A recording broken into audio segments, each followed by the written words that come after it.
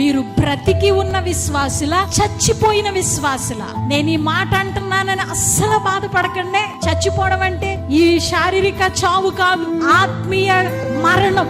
మీరు బ్రతికిన విశ్వాసులా, చచ్చిన విశ్వాసులా? బ్రతికి ఉన్న విశ్వాసి. హల్లెలూయా! బ్రతికి ఉన్న విశ్వాసి యెహోవా కొరకు ఎదురు చూస్తాడు. అయ్యో, నా కాలు నొప్పి వచ్చేస్తుంది, పర్వాలే, నా నిరీక్షణ యేసు. అయ్యో, నా ఇంటిలో ఆర్థిక పరిస్థితులు బాగోలేదు, పర్వాలేదు, నా ఎదురు చూపు యేసు కొరకు. హల్లెలూయా!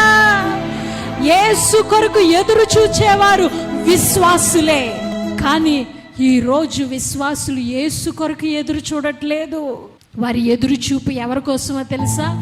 ఏ సేవకుడు తల కింద చేయబెడితే స్వస్థత వచ్చేస్తుందా? ఇదే ఎదురు చూపు, ఇదే ఆశ, ఇదే ఎదురు చూపు. యేసు కొరకు ఎదురు చూచే విశ్వాసులు లేరు. ప్రతి విశ్వాసికి యేసుని చూడాలి, యేసు కొరకు ఎదురు చూచే ఆశ కలిగి ఉండాలి. హల్లెలూయా! ఎందుకు అంటే ఈ లోకమనే ఈ సముద్రంలో మనం యాత్రికులం, ప్రయాణికులం. ఇక్కడ ఏమి పర్మనెంట్ స్థలాలు వద్దు. ఇల్లు లేకపోయినా బాధపడకండి, సొంత ఇల్లు లేకపోయినా బాధపడకండి. ఎందుకంటే ఈ నివాసం పర్మనెంట్